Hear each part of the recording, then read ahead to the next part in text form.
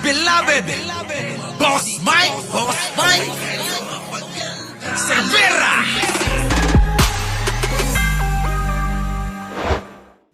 Let the evidence speak. Ang mas mahalagang tanong ay kung nasaan ang pera. Wala pa mang botohan, nag-head count ng ilang partido sa Kamara para sa impeachment case ni VP Sara. Ako, eto na mga kababayan. No? Tignan ninyo, my head counts na. Nagbibilang na ho mga kababayan. Oo. Nagbibilang na mga kababayan kung sino-sino ang boboto ng no at yes. Sa ngayon, mayorya ng National Unity Party at Lakas CMD umano ang yes sa reklamo. Oh, yari na! Siyempre, Lakas CMD kay Martin Romualdez yan. Ito namang NUP, alam nyo naman yan. Nako, mga kababayan ko, siyempre mananalo ang botohan na yes. Ang dami niyan, no? Paano ngayon ito? Paano ito? Kayo, mga kapatid natin sa iglesia, ito bang mga membro ng Lakas CMD? Ito bang membro ng NUP?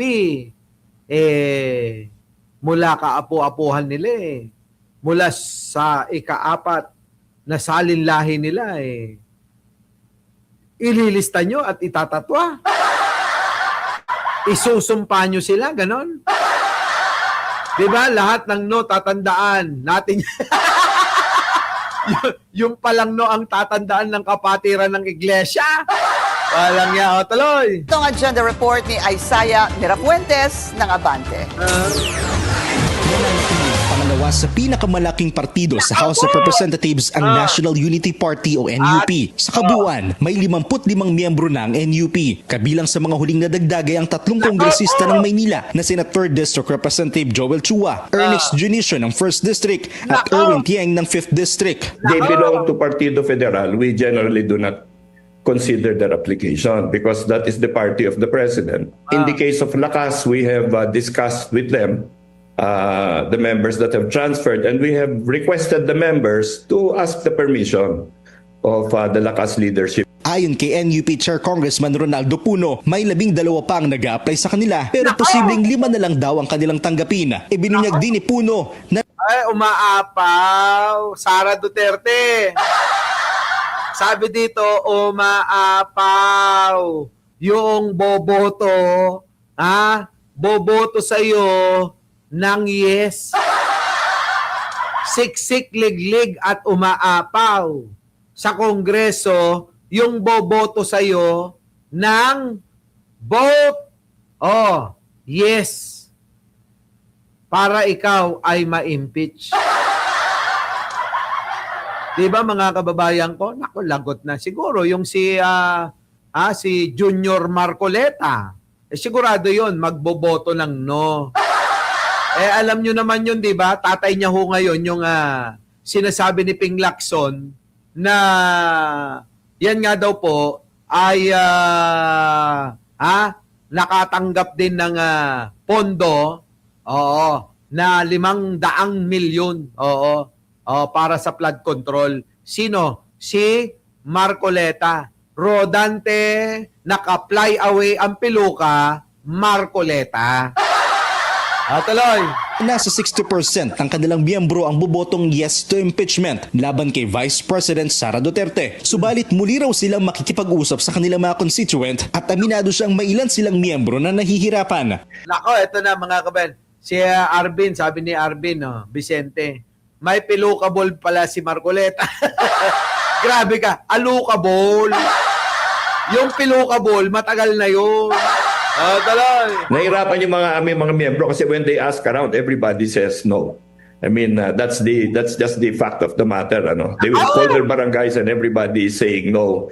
And never mind daw kung, tuyuan sila ng projects, they don't care. Ganito rin ang sentimento ng pinakamalaking partido sa Kamara, ang Lakas CMD na pinamumunuan ni former House Speaker Martin Romualdez. Ay, Ninong! Ninong, tinatrabaho ka talaga ng mga DDS,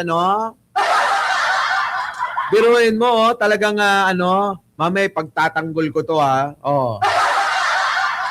Tuloy.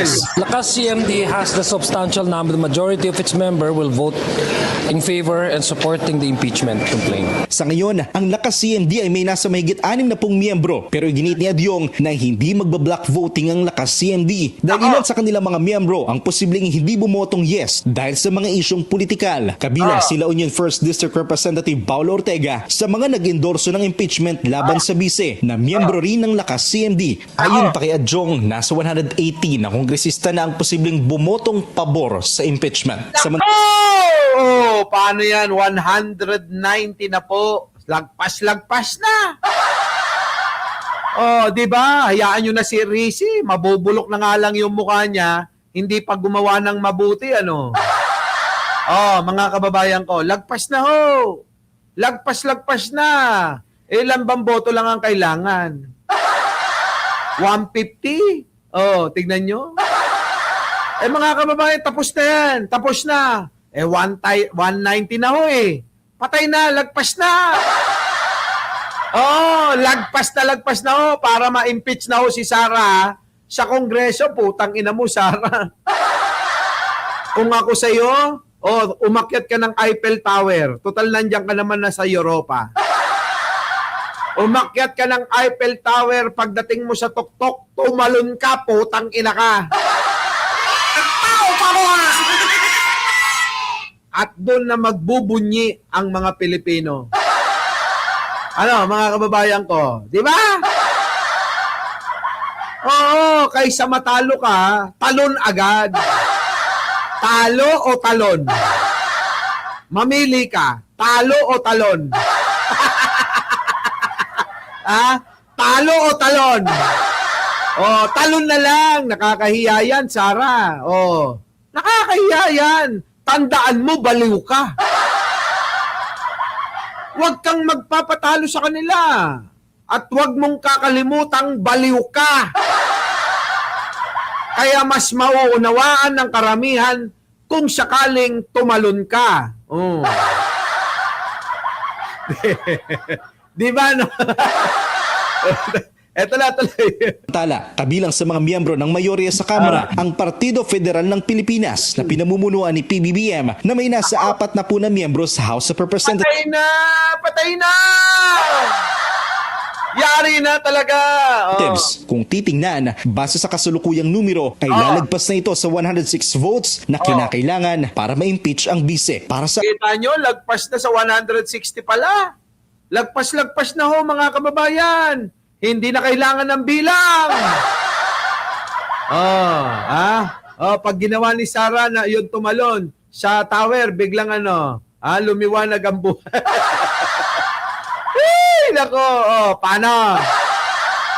Ulit nga, Boss Mike, ang Partido Federal ng Pilipinas na pinamumunuan ni PBBM na may nasa 40 na miyembro sa House of Representatives. Kung titingnan, base sa kasalukuyang numero, ay lalagpas na ito sa 106 votes na Oy, 106 lang pala? Tama kayo, 106 nga lang. Wala na! Landslide ang boto ng mga congressman para i-impeach si Sara. 106 lang pala eh. Mani-mani na yan. Kaya si Sara hindi na alam ang gagawin. Sara, tuloy mo na. Yung payo ko sa'yo. Nasaan ka ba ngayon? Nandiyan ka sa Netherlands. Sa tatay mong putang ina yung dalawa. Ang gawin mo sa Netherlands, pumunta ka doon sa red light. Sa mga taga-Netherlands, sa red light. Ano yan? Kalye Bengbangan. Kalye Bengbangan sa may Netherlands. Punta ka doon, Sara. Anong gagawin mo, Sara, doon? Gayahin mo yung mga nandiyan na nagpapabengbang para maging masarap ang iyong kamatayan. Ang gawin mo, magpabengbang ka mula umaga hanggang kinabukasan. Di ba? Oo, sigurado nun. Nako! At saka kailangan piliin mo yung mga mala corn beef na lata. Ewan ko na lang kung di ka talaga, oh my God, nakaw! Oh, di ba? Oh, sulitin mo na! Oh, hanggang magkapaltos-paltos ka. Kung may lubricant naman, huwag ka mag-alala, lalagyan kanila ng Vaseline, pampadulas. At sa sobrang sarap, ikay malolo ka. At tuluyan na ngang ikay magiging sisa. Yun mga kababayan. Nako, ewan ko ba? Governor Marquez, hello, shout out. Charlie Whiskey, live na live po tayo, live na live po tayo. Nako, putik na yan. Kailangan para ma-impeach ang bise para sa agenda ay Saya Miraflores. Yan na, mga kababayan. So yan, syempre, merong apela, mga kababayan. May mga apela ay malayko. May apela. Eto, pasok. Ano sabi rito, mga kababayan? Ay, hindi yan. Hindi yan yung sinabi. Sabi ho nung mga kababayan ko, sabi nung si Guangson ang nagsabi. Sabi mag-aaklas daw, magpoprotesta daw, magagalit daw ang taong bayan, at talaga namang susugod sa Malacanang kung sakaling ma-impeach si Sara Duterte. Hindi po ako naniniwala dyan, mga kababayan ko. Sa totoo lang. Kayo ba'y naniniwala pa dyan, mga kababayan? Our beloved Boss Mike Cervera.